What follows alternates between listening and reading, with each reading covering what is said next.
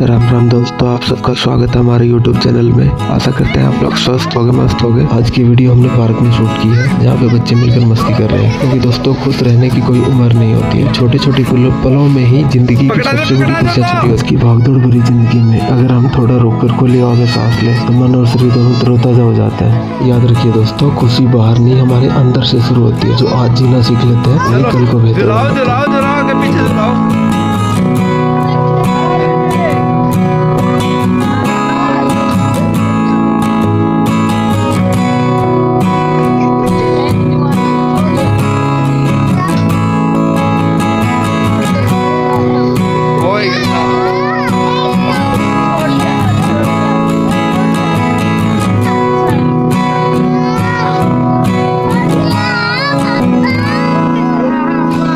ये वीडियो आपको कैसी लगी हमें कमेंट बॉक्स में बताइए। और अगर आपको अच्छी लगे तो लाइक, शेयर एंड सब्सक्राइब कीजिए दोस्तों।